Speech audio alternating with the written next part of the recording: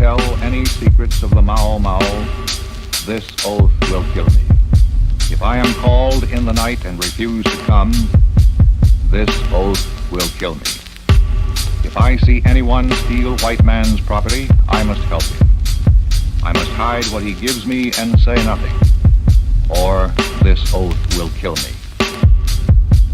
The whole system in this country, the economic system, is such that jobs are scarce. Automation is limiting jobs. It's decreasing jobs. And as automation eliminates the job opportunities, legislation will not create job opportunities. All it will do is bring about friction and hostility between the two races. You see, there will be no progressive revival if black folks are not deeply involved in it. I will obey all orders of the Mau Mau, or this oath will kill me.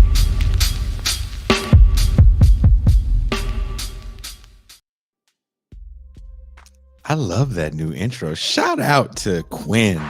Quinn Turn with the new intro of the Mau Mau Hour. I had no idea Quinn was doing that. And I saw a message. Did you guys get the new intro for the Mau Mau? I'm like, intro for the Mau Mau. And he sends it to me. I'm watching it this morning. I was like, whoo, whoo, whoo, whoo. But thank you guys so much. Thank you for all the patrons that are watching right now. You guys are definitely the fuel in the TIR engine that keeps us moving. And definitely thank you everyone that's going to be watching on the replay. Thank you all the audio only listeners that'll be listening to this when it becomes an audio only podcast in a few days. Let me move out of the way and bring in my homie, my dog, Miami, Florida, weighing in at a whopping 225 pounds, offensive lineman from Hofstra by way of Boston University, the Pascal Robert.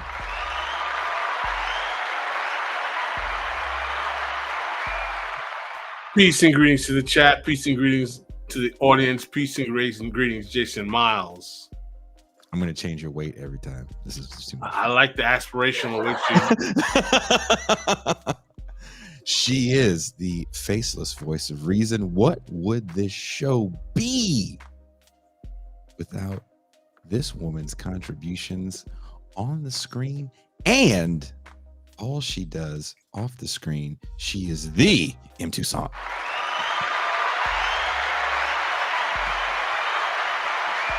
Hello to all the Barbenheimers out there. Jesus. Have you seen that movie yet? No. I would now. I have to see Barbie as well as Oppenheimer. It's a package. It's a double feature. You know, the hair is pressed. I know you can go there and whip it and whip it all over the theater. Yes. They need to see you do that as you buy the popcorn. Be like, extra butter. Extra butter. Right? They have vegan popcorn there.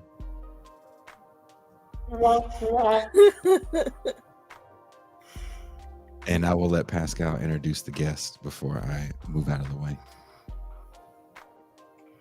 Today, we have on our show, this evening, I should say, one of the most profound intellectuals and thinkers of the late 20th and early 21st century, social critic of all things that are noxious to the consciousness of the liberators of society, injustice, and everything of that nature. A man who, for me, has been a sound voice challenging status quo politics in America overall, and even within the context of Black America. We have the well-respected, well-regarded intellectual Dr. Cornel West.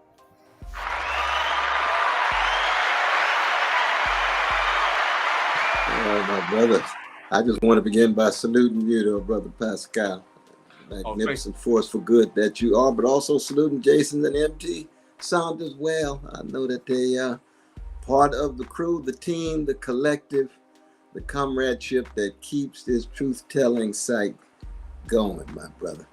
I appreciate that. I just want to let you know because I would not do justice to my mentors and teachers without mentioning that in the dark days where people were basically not supporting Bruce Dixon and Glenn Ford, who were giving vigorous challenge to the establishment president at that time, Barack Obama, you were one of the lone voices in the Black community that were outwardly supporting my friends and mentors who have thus passed away, Bruce Dixon and Glenn Ford, in their ever desire to expose the neoliberal sham that was that presidency. And I want you to know that there are people who remember you for that, who may not say it in public, but I am one of those people who remember you for that, and thank you for being loyal to those two men who had such an impact on my life. No, but that's a beautiful thing. You know, Glenn and I used to break bread once a month, right there on the Upper West Side at the French restaurant on 120th Street. He's a chain smoker, just like the great Sarah Vaughan. So I'd have to go outside. He was doing the lunch and just continue to talk because I was just taking in the knowledge and the wisdom and the spirit. And he have a cigarette, go back in, start eating, have a cigarette again, go back in. But we did that for many years, man. I take a bullet for that brother, though. He's the greatest revolutionary journalist, really, since Ida B. Wells, when you think about it. And I know T. Thomas Fortune and others were towering figures. But there's just nobody like Glenn, though, man. And you know his history in terms of the music as well as being a revolutionary. His father heading the radio station that James Brown first bought down in Georgia. So we talk about James Brown and Rick James and Bootsy and George Clinton, let alone Aretha and things. He knew all of them. And then his own revolutionary intellect. It's such a powerful intellect that had the courage to tell very painful truths about both the Black bourgeoisie as well as the American empire. And he just was true.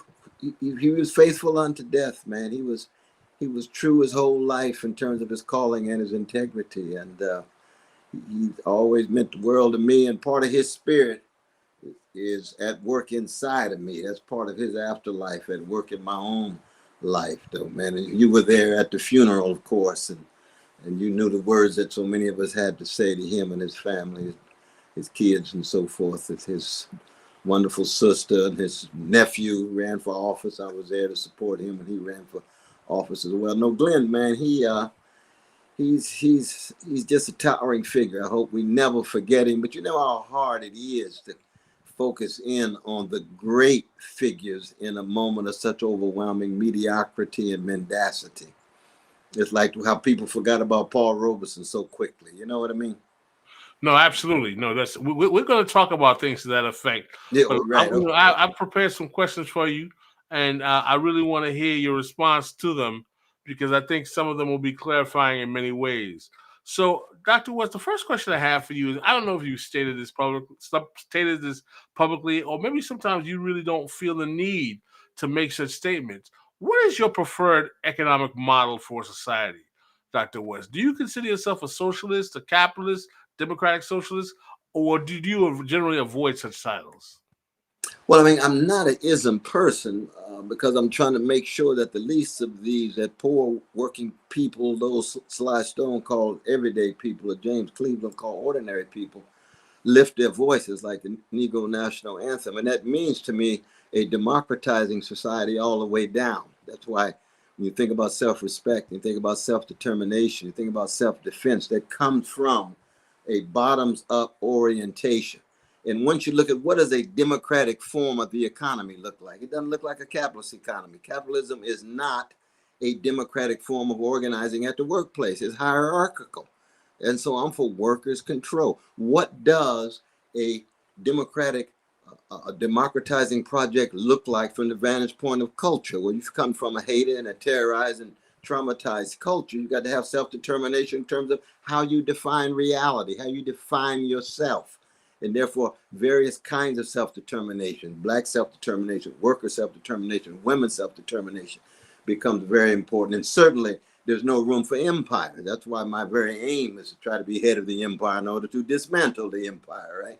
And how do you dismantle the empire? You got to make sure that you are a people, a nation among peoples and nations, rather than an empire where other peoples and nations have to defer to you.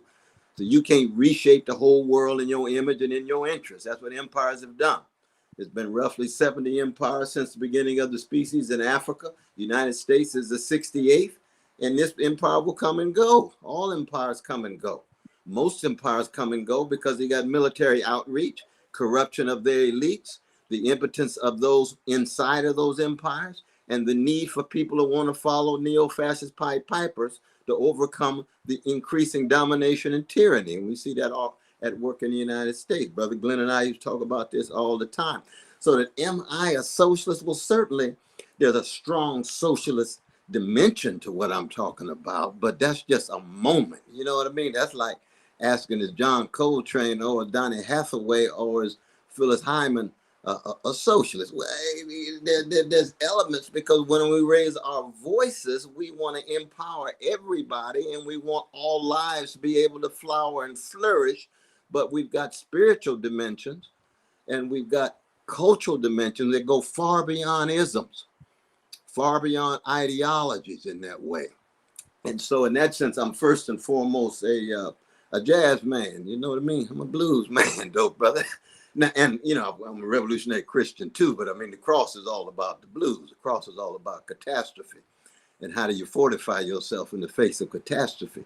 Just like any great blues song, a blues songster.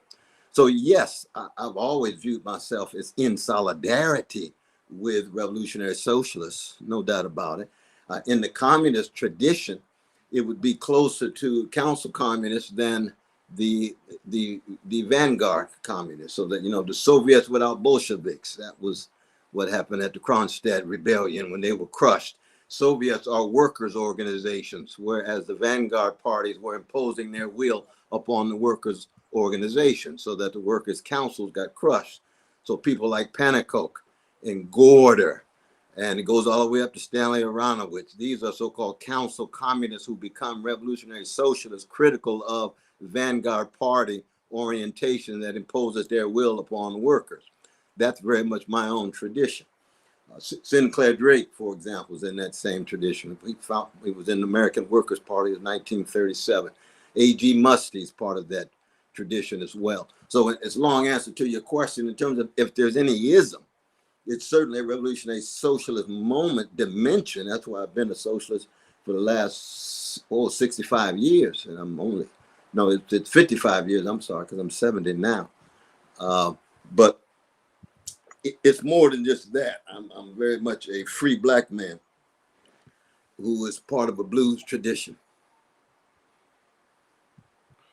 Well, I appreciate that really very elaborate answer to the question. And that's why I gave you the option to say that, you know, you didn't want to be categorized as either or any, as a matter of fact. So moving on, when was the exact moment you decided to run for president and what motivated that decision? Well, you know, as I began to think of just how deep the decay is in the American empire and how undeniable the decline is of the American empire abroad, and I didn't see any voices that would have any visibility or saliency in the presidential discussion. And so when Brother Nick and the People's Party presented the possibility, I thought, prayed, and pondered, and I said, you know, just to be able to raise one's voice, to try to tell some painful truths and bear witness to justice, and then acknowledge, given the level of the decay, you got neo-fascists in the Republican Party pushing us toward a second civil war, the neoliberal Bidens in the Democratic Party with their own authoritarian underlay with mass incarceration, and we're not even talking about the bombs dropped on the West Bank and other places, but they leading toward a third world war. So we got a choice between the second civil war at home and the third world war abroad. We've got to be able to raise some voices to bring some kind of reason, sanity, some kind of insight, some kind of compassion to this situation. You got the ecological catastrophe escalating every day on the corporate greed tied to fossil fuel companies. Hey, and then the white supremacy is always already working. So we're still getting killed by the police. Our children still having to deal with situations in the hood with indecent housing and decrepit schools and not enough jobs with a living wage. Economists telling us this economy is as good as it gets, with the grotesque wealth inequality. Workers still oftentimes having difficulty able to actually form unions with strong bite. And I'm talking about unions not in cahoots with the bosses, but unions that really have at the heart and core of who they are solidarity with their own workers. Patriarchal violence, attacks on precious trans and gay brothers and lesbian sisters. What are we talking about? As good as it gets. So that's so I then decided. I said, well, let me throw down. Let me make this leap, as it were. And I'm glad I did. I wish Brother Glenn were around because I need his counsel and his insight. But it's amazing to become this, this menace and all of these other languages that's coming at me. I haven't had one public event. I'm beginning in Mississippi on August 25th. I was invited by the Precious Emmett Till family to come down and be a part of the 68th anniversary of his vicious murder by cowardly white supremacists. We haven't had one fundraiser. And yet we get all of these various attacks and assaults and so forth. And when you get those kind of attacks and assaults and become a kind of, what some of my brothers and sisters are saying, wow, man, you really a threat. Brother like me, a threat? No, it ain't me at all. I'm just a small little moment in a rich tradition of a great people that trying to tell the truth about the callousness and the indifference and the ways in which predatory capitalist processes obsessed with profit are crushing people and trying to make sure that working and poor people are able to straighten their backs up, and especially Black people are able to straighten their backs up and bring critiques to bear on a Black bourgeoisie that's become so accommodating to a corporate dominated status quo and a corporate dominated Democratic Party and an increasing neo-fascist Republican Party, Black middle class leadership itself often getting in the way of what our dear brother Glenn called the misleadership class. That's his own construction, a misleadership class, echoes of E. Franklin Fraser's great critique of the Black bourgeoisie in 1957, though he wrote it in French in 55, but it came out in English in 57. But so that all of that, I think, has to be made available more and more to the people, because the people are hungry and thirsty for the real thing, as Ashford and Simpson would put it. Ain't nothing like the real thing. You got all of these fakes and phonies and frauds out there acting like they on the they in the vanguard of the struggle for justice. No. Do you know who Stokely Carmichael? Do you know who Bobby Hutton was? Do you know who Erica Huggins? Do you know who? We can go on and on and on.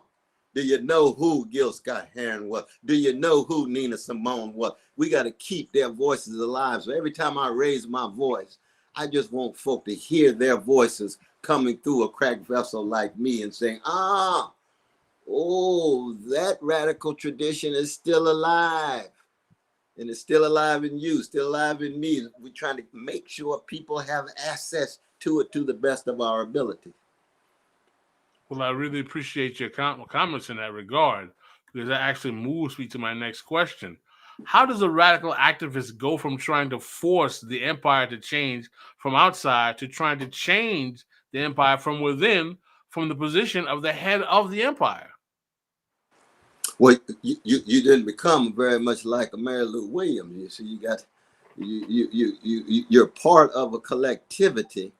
So you can write Black Christ of Andes, and okay, you are in a certain sense a leader. I don't believe in leaderlessness, but every leader is, in the language of Ella Baker, someone who is so organically connected to the group, to the community, to the collectivity, that when you step in, you are part and parcel, an extension of a larger movement, because only a radical mass movement can engage ultimately in the dismantling of empire, ultimately in the fundamental transformation of a predatory capitalist society, ultimately in the fundamental change of a white supremacist and male supremacist society. That is what we call revolution. Revolution is what? It is the sharing of power, the sharing of resources, the sharing of dignity, the sharing of callings, and being able to do that in such a way that you get these major shifts in power and you get redistribution of wealth downward. We've seen in the counter revolution of the last 50 years, redistribution of wealth upward. Counter revolution is what? Taking power away from the people, trying to convince us we powerless, trying to convince us we ought to defer. And most importantly, my brother, and this is what is so important about what you've been able to do and what Glenn and Margaret and the others do. Fear. You see, fear. Fear is in some ways the major factor. When you break the back of fear, then it's a new day. Then it's a whole new day. One of the things about Brother Glenn, he was a fearless brother. Courage at the deepest level. And he learned it from Malcolm. He learned it from his father. He learned it from musicians of a higher, and he learned it from his mother and others, you see. Fear. We've got a massive, fearful community. Scared, intimidated, don't want to raise their voices. They can't even be true to the Johnson Brothers anthem of lift every voice. They'd rather be an echo. Thank God we didn't say lift every echo, which ain't nothing but an extension of a silo. And if you an echo, you and I know what? You ain't never gonna be no John Coltrane. You be imitating Johnny Hodges for the rest of your life. Monk told him, find your voice. Miles said, find your voice. You gotta find your voice. And when you find your voice, that's where your dignity is. That's where your defiance is. That's where your determination is. But the only thing that breaks the back of fear is love. You got to love something bigger than you. You got to love your mama and your daddy and your people and some grand ideal, and love the people in all of their concrete forms, you see. That's what breaks the back of fear. And every freedom fighter is a great love warrior. Why? Because they had to come to terms with fear. And we know that Black love is a crime in a white supremacist civilization. So anybody who falls in love with Black people, get ready to be criminalized, get ready to be lied on, get ready to be misunderstood, get ready to be misconstrued, get ready to be engaged, targeted with character assassination or literal assassination. Hey, that's what love is. That's what love is. That's Marcus Garvey. That's Queen Mother Moore. That's Martin Luther King Jr. That's Diane Nash. That's James Lawson. That's Brother Stokely.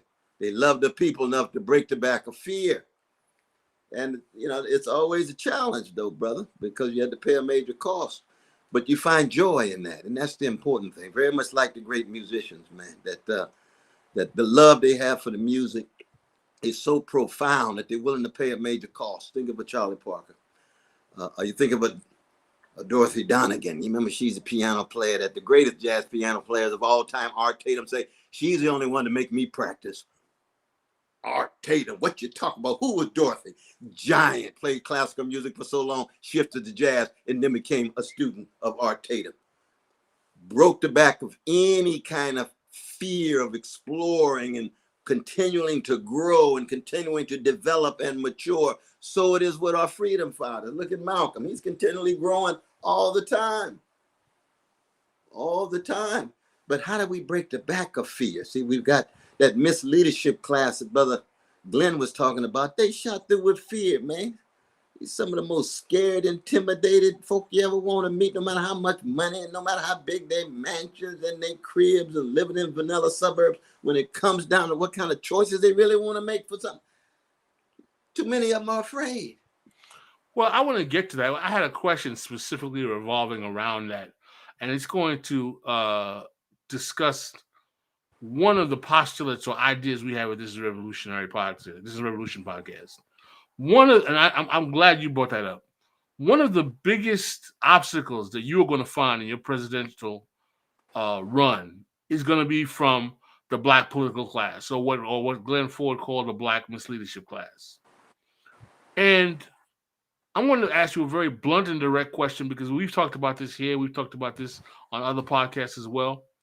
How is it possible to have a true working class rooted black politics in America, if there is not an internal class warfare or conflict or challenge put to the black political class by the black proletarian and lumpen proletarian for their sheer unwillingness and utility to the power of empire and being an obstacle to black liberation, how can we truly have any kind of truth in the freeing of black people from this condition if we do not suggest, support, and advocate for that black warfare? And the reason I bring this to you, and this is why I appreciate you, is this is where we disagree, because I know you are a believer in the black unified community or the beloved community that comes out of the Gary Convention in 72, and you speak in those terms. And I understand those terms. I am not as much an adherent of those terms because I believe that politics is what gave birth to the black political class. Oh, my brother, my sister, until you get that job working at Bank of America as a, as an advocate for their policies, gentrifying Newark, New Jersey. And that's why, as much as I appreciate your camaraderie, your camaraderie on a racial level, I find it problematic because you know how serpentine most of these Negroes are. Yeah. No, you're absolutely right about that. And I appreciate these powerful questions, though, brother. Let me just say that this is no ordinary conversation and dialogue. I can tell you that. But no, first you start off with the fact that in the capitalist society, in the capitalist world, class struggle is real. And that cuts across skin pigmentation, cuts across gender, sexual orientation, cuts across national boundaries. Class struggle is real. We go back to Gary in 1972, we were just emerging out of a moment where we tried to break the back of American apartheid centered in the South, and the forms of Jim Crow Jr. and Jane Crow Jr. in the North. So you still had segregation in the North. You had outright apartheid in the South. So you're going to have a very, very strong black consciousness. And I identify with that black consciousness. I come out of a black church. I come out of a black musical tradition. Mom and dad and everybody who shaped me and loved me and sacrificed for me were beautiful black people. But the class struggle is still real. Now, out of Gary, we got black politicians, but we also got Amiri Baraka when he went through his black nationalist stage and then understood class struggle was real and had his more class-based analysis, but always sensitive to struggles against the legacies of white supremacy and so forth. So that Gary conference, was a heterogeneous gathering, right? You had a number of different forces, but the dominant forces was that of the black political class or the black political strata and the black bourgeoisie. You're absolutely right. And that's why we have to tell the truth about them. That's why, again, Brother Glenn and the other Black Agenda Report and others, but especially Brother Glenn, was so explicit about the Obama years, because Obama was a sign and a symbol, not simply an isolated individual, but a sign and symbol of the consolidation and the triumph of the black political strata within the American empire to do what? To protect Wall Street, to protect the militarism abroad, to continue dropping those drones on innocent people, to continue to be in unity with an apartheid-like Israel against Palestinians undergoing indescribable evil, to expand AFRICOM on the continent, to downplay the entree of the Haitians vis-a-vis the Europeans and so, or even Indians from India and so forth, when we talk about immigration, you see. So that you ended up with the black faces in high places. That was a consequence of a class struggle in which you're absolutely right. The black politicians actually moved to the very top, but the structure remained the same. The empire remained the same. Wall Street domination remained the same. Mass incarceration continued to expand. Grotesque wealth inequality continued to kick in. And what happens? You get a Black Lives Matter movement under black president, black attorney general, black homeland security. All three, those are powerful positions in the U.S. empire. Not the most powerful, because the permanent government of any capitalist society is big business, big money. But those political officers, powerful ones, all of them black, but can't even begin to deliver on the basic needs of black, poor, and working people. Class struggle is real. Class conflict is real. So I'm actually agreeing with you in terms of the trajectory of Gary, but the dominant trajectory was one of the black middle class politicians moving into high places. But you had a number of radicals who began to bring critique to bear of that. Of course, and Adolph Reed, of course, has been quite consistent in his critique of this. Gerald Horne, you think of towering black leftist intellectuals as well, who've been very critical of this. Angela Davis, of course, saw it very, very early.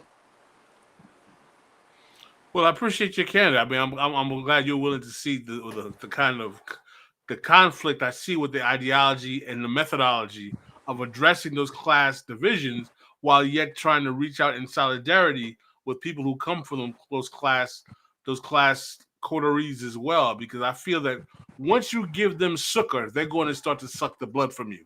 If you give them an opportunity.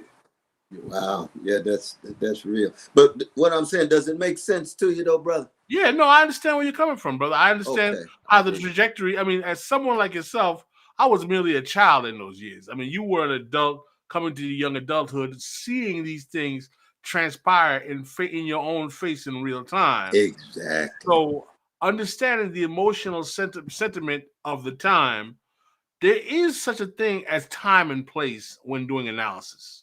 You can make the argument that what you read about a period of time and place 50 years later gives you a good precipice of what exactly was happening.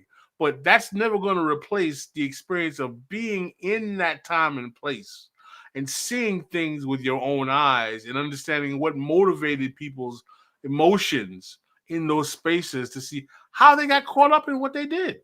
And some people may have gotten caught up in a good idea. Some people may have got caught up in a bad idea. But the thing is, though, nonetheless, people got caught up. And keep in mind, my brother, the context. One of the dominant forces of the context, alongside the co-optation and the incorporation of the black misleadership class, as Brother Glenn would put it, is repression. You see, we can never downplay the role of vicious repression, incarceration, and assassination that so many of our love warriors, Mumia right now still going, we get H. Rap Brown, Imam Al-Hamein in Arizona. We just wrote a pamphlet just a year or so ago trying to make his situation more visible. Or Sada Shakur. I mean, of course, if I was president, I would pardon all of them. But I would pardon Julian Assange. I would pardon Edward Snowden, because they're all political prisoners who tried to tell the truth, Leonard Peltier and so forth.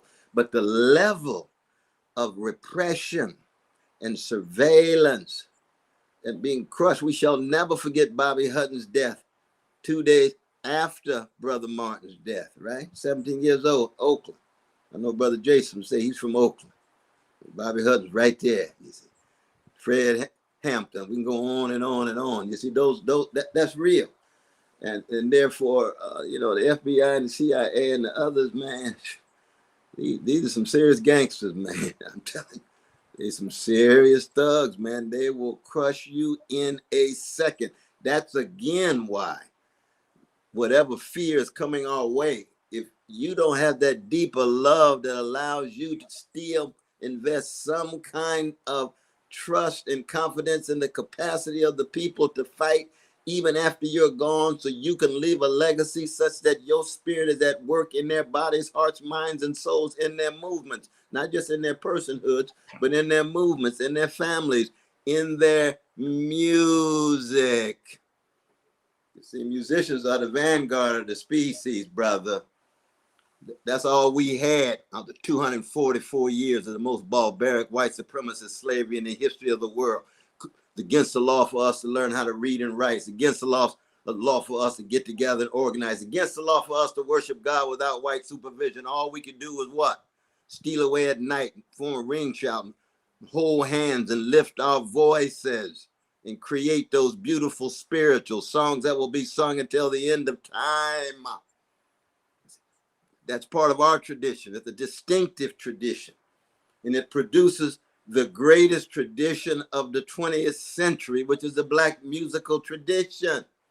There's no other tradition in the barbaric 20th century that has been deeper in terms of creativity, deeper in terms of fortitude, deeper in terms of courage. And that's why it has penetrated every nook and cranny of the world, not just because it's part of the American cultural imperial apparatus, but when people hear the music, the blues and the jazz and the rhythm and blues and the hip hop and the ragtime and everything else. Me and Jason was talking about Rick James, black punk, well, whatever it is. We ain't got no categories for it. But something is coming out of the heart, minds, and souls of a hated people that has such deep love, coming out of the hearts and minds and souls of an unfree people that is so free. It's like the connection between I Have a Dream of Martin King and Zoom by the Commodores. Those are freedom dreams in the language of Robin Kelly. That's what it is. That's the anthem of the brothers I've taught in prison for 41 years. That's their song, Zoom. Why is Zoom? Freedom dreams. I'm trying to get some distance from all of this hatred and terror and give an idea of what life can be like when we're free, we respect each other, treat each other right, create a free society with its democratized institutions and structures. You see, that's, for me, the crucial thing to never, ever, ever forget. No, I understand that. And as someone who's been a long time aficionado and appreciator of Black cultural production and music, I see the sentiment. But what has happened to me, as much as I've gotten deeper in my dialectical materialist of how empire and capital uses Black cultural production to further its own ends, further its own utility, and further the subjugation of Black people, I begin to ask, and I say this respectfully, and we can disagree, does essentializing Black people as cultural producers not validate them as something, quote unquote, exotic and different that gives fodder to racialist connotations? It's like, oh, look at those Negroes. They make such wonderful music. In other words, when we do this, the things that we say about ourselves, like, it's our music that makes us so special. Well, how would we feel if David Duke started saying that? It was just their Negroes in their music that's so wonderful. I often think that sometimes when we essentialize ourselves in our cultural production, which is something that is always, you'll never hear white intellectuals chastising Black people for singing hymns of the greatness of their cultural production. You never will. Why? Because it fits into the panoply of stereotypes the Western world has about Black people. I mean, what was an old statement from the early 20th century? Black people are the females of the races. Why? Because they're so culturally and artistic, and they make these wonderful things. This is not to say that we should shy away from the cultural productivity that we have, but when we essentialize Blackness as a cultural producer, does that not serve the ends of those people who say, well, of course they can. They're Black. They play drums so wonderful. They've been doing it for hundreds of years. No, that's very powerful, brother. And I hope that all of your wonderful listeners take in your insight and your wisdom. I would say this, that one, we should never essentialize, because these are all historical products. Right? See, when you essentialize, you're saying something that's ahistorical. You see, these are historical products of music that we produce. The way in which Black people walk and talk and preach and so forth. And so all those are forms of struggle at the deepest visceral and cerebral level. So we don't want to essentialize it all. Two, that all truths are subject to multiple deployment by powers that be. Truths can be used by liars. You see, that great insights can be used by mendacious folk. You see. So that when, let's say, a David Duke, and it's interesting because when I was in Charlottesville, and we only had about 18 of us at the end singing This Little Light of Mine, right? If it wasn't for Antifa, we would have got crushed like cockroaches, right? But we right there with all the right wing, not just right wing, but neo-Nazis and the Klan and so forth. Well, some of them listen to Motown in the park, man. I mean, so your point is real. Now they gonna listen to Stevie Wonder, and at the same time want to kill Stevie Wonder and all the folk who produced it, me and you and the others, right?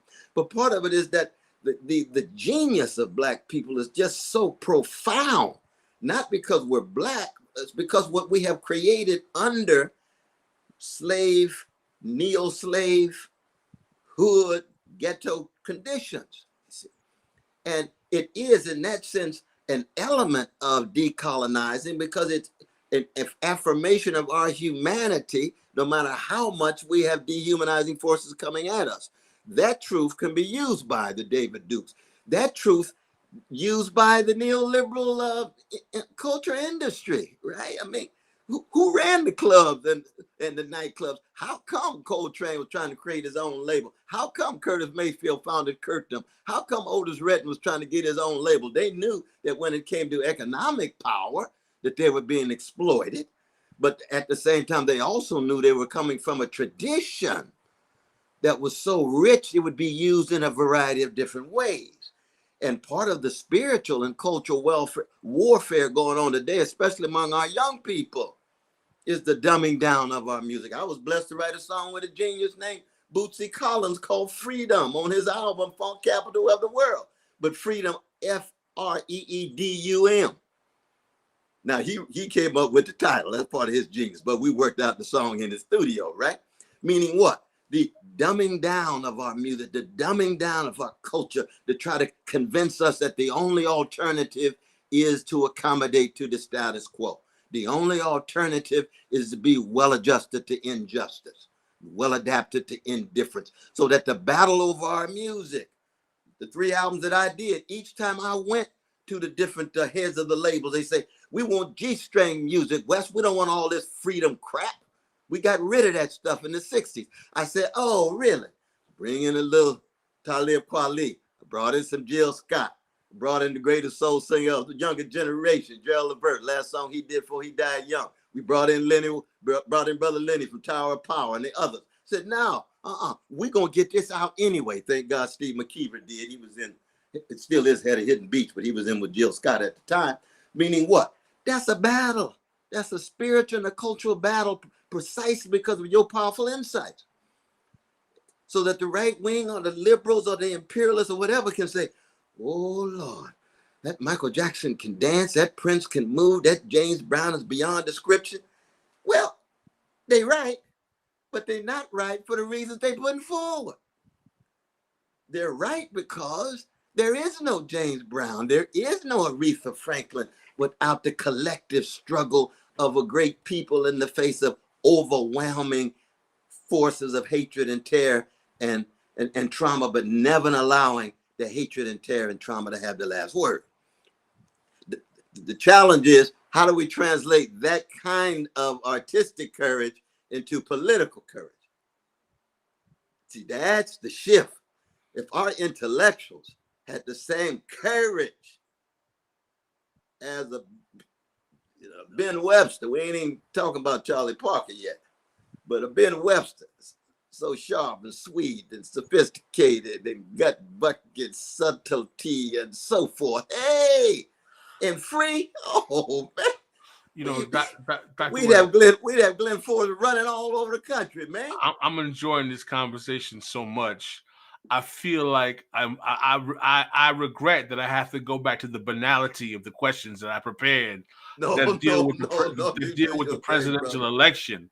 Unfortunately, because I could enjoy having this dialogue and debate with you, or this discussion about the nature of what Black cultural production means in American empire.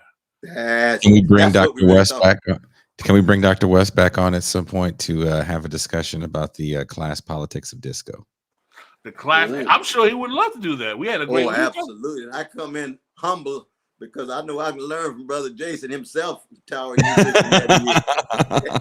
You heard him say it. Y'all heard him say it. I just wanted to back to your regularly scheduled programming. Well, let me take you to a couple of questions here because I gotta get your point here. I gotta get your opinion on this. This is very important. Do you believe that there is a global dialectic that has worsened since the 2008 crash, that has politics in large parts of the West to be stuck in a dialectic between neoliberal technocrats or liberal globalists, as some would call them, and right-wing reactionaries, typified by Donald Trump, Marine Le Pen in France, Viktor Orban in Hungary, and the Brexit supporting faction in British politics? In other words, do you agree that global Western politics, maybe not only exclusively in Western powers, because we have Bolsonaro also in Brazil, we have Modi in India. Do you agree that particularly post 2008 crash, not to fall on the false quote of Lenin that says capitalism is the initiator of fascism, because that is a false quote. That's not a true quote, even though ideologically it does wax well in the consciousness of those on the left. Do you agree that the world is moving into this very dangerous binary or dialectic where there is a almost like empire-like battle between the neoliberal, between the reactionary right, the new reactionary right, and the global neoliberal technocrat? Yes. I think for me, it's very important to always begin with historical context and the dynamic factors in historical context. 1492 to 1945, that's the age of Europe.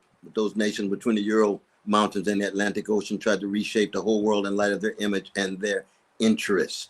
That was European imperial expansion. 1945, it's over. Indescribable evil in the concentration camps. African decolonization emerging with tremendous power. All of the European empires beginning to implode. And what emerges? The Soviet Empire on the one hand and the American Empire on the other. 1991, Soviet Empire goes under, and all of its satellite countries had already gone under. 1989, what's left? The American Empire, the only superpower. 800 military units around the world, military expenditure 10 times more than the next 10 times more than the next 10 countries. China only got 5. Russia got 30. We got over 800 military units around the world. But what happens? We are now witnessing the decentering of the American empire, just like we saw the decentering of European empires in the 1940s. Well, what happens when you decenter an empire? Well, not only the worst comes back, people get nostalgic about when it was quote unquote great. Great for who? Not indigenous peoples, not working people, not black folk, and so forth. It was great in its own nostalgic eyes, given the role of big money, big capital, and having workers, women, especially black folk and other people of color, indigenous people, under control. Those days are over in terms of perception, and they're hanging on for dear life. And the only alternatives, and they're both class wars. Neoliberalism, that's what Clinton was all about. That's what the Democratic National Council was all about, all the way through Obama and now Biden, or increasing neo-fascism. That's flowing out of the Dixiecrats, what used to be Democratic, right? 1945 with Strom Thurmond and company. And then George Wallace gets 13.5% of the votes on a white supremacist platform in 1968. This is after Brother Martin was murdered, right? And he's third party. So the Republican Party picks that up, and we end up, you're absolutely right, with this counter-revolution, with this wavering between neo-fascism and neoliberalism, but both are forms of class war against working people. One is explicitly white supremacist and xenophobic. The other is still deeply racist. You can't have a mass incarceration regime, disproportionately black and brown, where the Biden himself was an architect, without him being complicitous with one of the great crimes against humanity. That's what our prisons are. Like sites of barbarity. I've been in there for 41 years.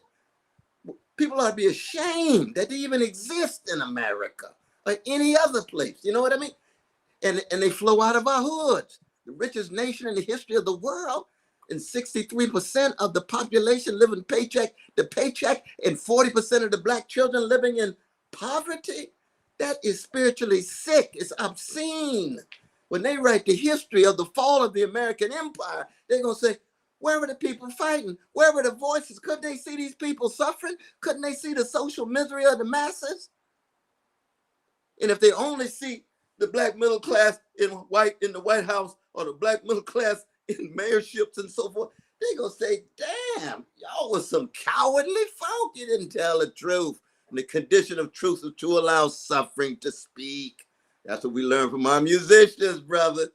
You can't tell the truth and sing a song, Good Morning Heartache. No. You're going to have some suffering speaking, man, or it's going to be trite and empty and hollow. You can take that to the vanilla side of town. We want the truth at the Apollo. Well, let me ask you this in regards to the truth and prison conditions. Dr. West is not going to forgive me for my blasphemy for coming at black music, man. We together on this, bro. Because look the way they use Louis Armstrong, man. He's one of the greatest revolutionary figures of the last 150 years. He's out there playing for the empire, right? Yeah.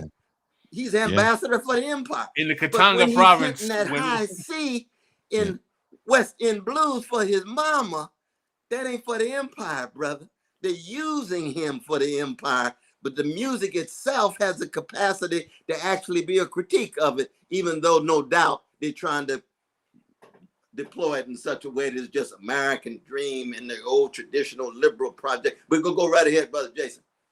I mean, we also, there's a lot of underclass ideology also too in a lot of black popular music. Hip hop, a lot of hip hop definitely embraces a certain underclass ideology. These wayward kids are this way because they don't have daddies. We definitely had a lot of black cinema in the 90s. Boys in the Hood, in my opinion, is a commercial for the 1994 crime bill, and then maybe Menace to Society doubles down on that. What say you about that when it comes to kind of the black culture industry? I did a video essay. The last one I did was called Same as It Ever Was, about black cinema. I don't think much has changed from the 70s to Wakanda. Why are we celebrating Wakanda like it's this great place when this technologically advanced empire that has never seen slavery is still fighting on the savannah on the backs of animals with spears? There seems to be a certain image, regardless if kings and queens, like why are we excited about a monarchy that has to have a bloodline for you to be a part of it? So what is it about our cultural production that almost seems stuck in either an overglorification of 1972 or we haven't changed much from Shaka Zulu when you look at something like Black Panther? What does the movie look? I'm a comic reader. I'll watch another sequel, but I do understand, the issues with these. No, indeed. I hear exactly what you're saying. I think one way of looking at it is zero in on that year, 1972, a Superfly. The so-called black exploitation movies. And then listen to the music of the genius of geniuses, Curtis Mayfield, the West Side of Chicago. I'm so glad I got my own. You see, Pusha Man, The Humanity of Fred, the critique of the implicit ideology of everybody obsessed with the 11th commandment, thou shalt not get caught only concerned about commodities, possessing your soul by means of commodities. You're absolutely right. See, it's one thing to depict and to describe in moving images and sound the various forces at work in the very impoverished areas of our precious hoods. And I grew up in the ghetto, but that's Donny Hathaway. We had a whole lot of love and resistance going on in the ghetto, whereas the hoods got some, but not as much as we had. That's a major shift. We had a neighborhood in the ghetto. The hood doesn't have as many neighbors as it ought. But it's one thing to depict it, but it's another thing to have a 1994 crime bill that says instead of quality schools, quality housing, quality education, quality jobs, we're going to give these folk containment, suppression by the police, and we sending so many of them, too many of them innocent, to mass incarceration. There's a step between, on the one hand, the depiction of what's going on and then the response. You see, John Singleton, who I actually didn't know, but we've had many, many conversations. If you'd ask him whether he would accept the response to the depiction of his film being mass incarceration, my hunch would say no, he wouldn't agree with that. I mean, look, I'm just trying to be an artist and lay bare what's going on in the hood. I'm so 40. There's a difference between laying out the depiction and the response. You see what I mean? And you see, when you get Curtis Mayfield's music was the response to the hood. And we listen to that album. Oh, it's so much dignity, so much truth telling, so much visionary energy. You agree with me on that? Look, you're talking to a Curtis Mayfield fan, right? Oh, so, Lord. and I'm from down the road from you, right? We want to talk about hoods. I'm from down the road, and I was born in Oakland, grew up in Richmond, California. So, oh yeah, y'all had the Natural Four. The Natural Four was chosen by Curtis Mayfield. You remember when he had his show? That was the first group. So you know, first group that he had on. Can this be real? I remember that time. For you. But you know, I remember that moment in the 80s and the 90s, and I remember how violent it was. And I also remember that the community as a whole, you know, if we want to talk about a movie that, you know, is extremely problematic, but there's a scene in that movie that I think is probably the most accurate portrayal of the discussions that were happening at the time when we talk about like crime bills, is a movie called Colors. Because there's a scene where there's like a community meeting. And the problem I have with Colors, of course, is that it depicts the police as technologically outnumbered by a superior force being gangs. And it was actually quite the other way around. But that scene is these people in the community going, look, we need more police because we got these fools shooting up the neighborhood. But we also don't want you messing with our kids because our kids aren't a part of this problem. And I remember, I mean, was it Ishmael Reed, I believe, is quoted in, I want to say about 91 as saying that he would, and I don't know if he feels this way today, it's been 30 years, that he wished 13-year-old crack dealers would get life sentences. And that was the way a lot of people looked at the problem. We weren't looking at it as, well, is it really just removing drug dealers from neighborhoods with longer sentences? And here we are about 30 years later in 2023, and I'm seeing a lot of the same rhetoric that I saw with a much less bad crime problem. What we're seeing today with, you know, property crime pales in comparison to the violence that we saw in the 80s and 90s. Not to say that that crime bill was justified, it's just different. But the rhetoric coming from concerned citizens and now a lot of Democratic politicians really, for me, mirrors the same rhetoric that we saw building up into three strikes and what you saw with the crime bill. And I know you were outspoken, and there wasn't a lot of people really pushing back against that crime bill. It was a very small minority of people at the time. We were cutting against the grain in a serious way. And the same is true with the welfare bill that was signed at the same time. But keep in mind, I mean, you know, Brother Ishmael Reed, he's a literary genius and a giant, but he ought to be ashamed of himself for saying something like that. But what he said was on a continuum with the Black Congressional Caucus, most of whom voted for the same Strom Thurstrom Joe Biden crime bill that Biden helped push through.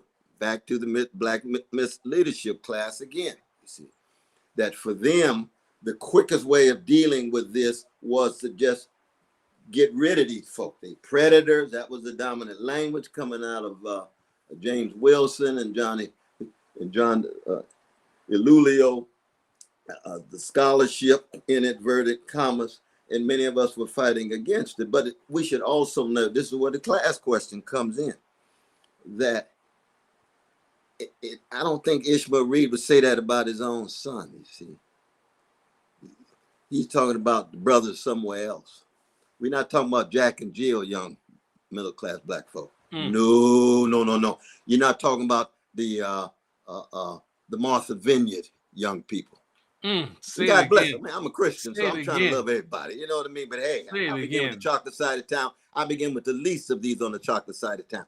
How you treat them, you treat your own kids the same way.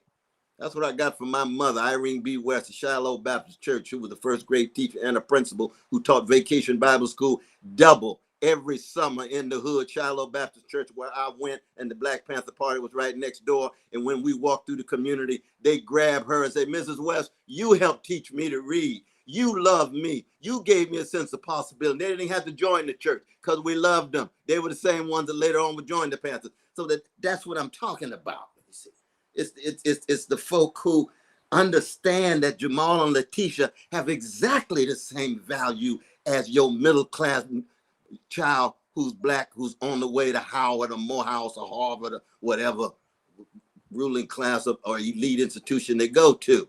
And I'm not putting them down. I'm just equalizing. I'm leveling them. And there's no doubt that if the level of mass incarceration was hitting black upper middle class children, we wouldn't have had mass incarceration. That's a fact. And that's a class reality, because they didn't believe that Jamal and Letitia had the same value as their own kids. And I tell my kids from the day they were born that you see that brother and sister over there hanging out on the block with his pants falling down, he got exactly the same value as you. Dang, well, that's what my Christian faith is all about. You don't have to be a Christian believer. You can be a Buddhist like Bell Hooks. Same thing. You can be an atheist like C.L.R. James. Same thing. You could be like Glenn Ford.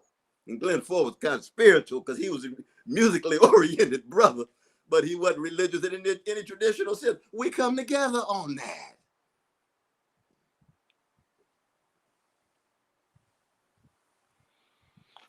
Well, Dr. West, we are over an hour, and the Mile Hour is an hour. And I got to tell you something right now, brother. We got to have you back on the show to talk about. I'm coming back, brother. You just called. I come running, man. I tell you that right now. Definitely. We're gonna go with the outro, and after the outro, we're gonna further a little connections to make sure we have direct access to you. And we got to have you more to not only hear you voice out your presidential election bid, but get much more deeper into the philosophical conundrum of Black life in the 21st century. I'd like to hear more of your discussion about that, the class context of American life and the American political scene, popular culture from a class and cultural analysis, historical facts and figures from individuals past and forward, the role of the Black left in the contemporary left and why it's been sadly ignored. Yes. That's so true. But again, no, brother, I just want to salute you for keeping alive, the revolutionary wing of the grand tradition of a great people. Now, again, I'm not essentializing now, because I know we got some black thugs and gangsters dead up, and I got a lot of thuggery and gangster in me. But I can tell you one thing, that when it comes to truth-telling, justice-seeking with style and with a smile and with a spirit and with a rhythm and with a poly-like syncopation, the Black revolutionary tradition, man, is a beautiful thing. It's a beautiful thing. That's what you all represent, you and Brother Glenn and Margaret and the others, goes all the way back, man, 400 years. I appreciate the appellation, brother. I appreciate all of the wonderful things that you have said. Does the crew have anything they want to say in parting to Dr. Cornel West? Tucson? We need to talk about house music. Oh, I got a house album coming out in about 9 months, my dear sister. I know it. You heard about that. We were just at the House of Yes in Brooklyn just the other night. We've done multiple shows on house music and then kind of where it comes from, and definitely the class politics behind house music, Lord, with some of the bigger producers. Brother Frank and them, Lord have mercy. No, we definitely. But I mean, I come in humbly because I'm old school. Y'all know that now. I'm old school. I'm Yeah. I'm the dramatics and delphonics and main ingredient and enchantment and temptations and the emotions and the Jones girl. And we ain't got to Earth, Wind, and Fire yet. So I'm a real old school. But I love my house music, and me and Brother Brandon finishing up on this album. We already released 4 songs on it. But Got That Hope is one of them. Fire from James Baldwin is another. But house music, again, is very much like the blues. It's become appropriated by a number of brothers and sisters who are not Black in terms of the reception, but the origins and the beginnings are shot through with the best of those features of the Black musical tradition, though. They really are. All right. Well, thank you very much for taking the time to talk with us. Dr. West, listen, man, we're going to have you on. If not, we have the Mau Mau that's going to be the last Wednesday of the month, of course, in August. But we may have to do what's your schedule like on Saturday? You can't. This is a production. You can't have a production conversation on air. I'm getting ready. I'm getting on a plane on Saturday. So we getting ready. Because like I say, we haven't had our events yet. We building for Mississippi and things. But I'm on a plane. But what I can do, I'm going to be on the road until the beginning of September. We can start the fall off with some fire tied to the musical tradition and how any political activist who is worthy of themselves and of the tradition can connect to our talk about what's going on. The real question is, Dr. West, is Earth, Wind, and Fire Black Yacht Rock? Oh, Earth, Wind, and Fire, man. Lord have mercy. Lord, I was just with Is Bill Frankie Bailey Beverly Black months Yacht ago, Rock? Man. That's the real question. Jason is blaspheming traditions. He calls Earth, Wind, and Fire and Frankie Beverly Black Yacht Rock. Black Yacht Rock. The statement is that they are the music of boat shoe wearing, upper middle class, Moet drinking, going on the vineyards type Negroes, and that music is divorced from the Black proletariat. So he calls it Black Yacht Rock. Jason knows when he listens to Devotion. Yeah. Devotion. The beat of Devotion goes back to the Black church, and he grew up in Memphis and the South Side of Chicago. I grew up in a Black church in Richmond, California, McLaughlin Temple. My grandfather was a Kojic bishop, actually. Yeah. But when I hear I picture Negroes on a boat. I picture Negroes on a boat. I know you're right about that, but Devotion's a different kind of sound, though. That's a different jam now. Earth, Wind, and Fire is heterogeneous, man. They could get new age 1 second, and then Phil Bailey could take you to church the next minute. Then they off with the hippies the next minute. Then they back with Crosby, Still and Nash the next minute. And as you know, Maurice White played the drums for Ramsey Lewis for 4 years, right? Beast. That's fair. Exactly. So that he's got his connections with that jazz tradition, but he's got all of those elements. But this is the kind of rich tradition, given the geniuses that they are, that we could get into. But I hear exactly what you're saying. It's partially tongue in cheek. It's partially tongue in cheek. I just want Pascal to feel bad whenever he puts on Frankie Beverly. That's all. Whenever Pascal puts on his boat shoes and is walking around Miami Beach with his mint julep and a parasol, I want him to feel bad as he's listening to Frankie Beverly. Love you. We're gonna do something in the fall, no matter what. Listen, brother, you are now. Let me tell you, you are now. This is Revolution Podcast team family, man. So you've been here once. We're gonna have you on again, brother. We keeping you in rotation for sure, brother. This has been. You honor me to have me back, and you honor me really, and I salute you all. Thank you, Dr. West. Thank you, everybody, checking it out. And Toussaint, what do we say when we leave? We are out. Peace. If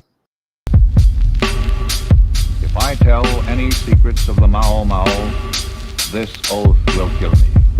If I am called in the night and refuse to come, this oath will kill me. If I see anyone steal white man's property, I must help him. I must hide what he gives me and say nothing, or this oath will kill me. The whole system in this country, the economic system, is such that jobs are scarce. Automation is limiting jobs. It's decreasing jobs. And as automation eliminates the job opportunities, legislation will not create job opportunities. All it will do is bring about friction and hostility between the two races. You see, there will be no progressive revival if black folks are not deeply involved in it. I will obey all orders of the Mao Mao.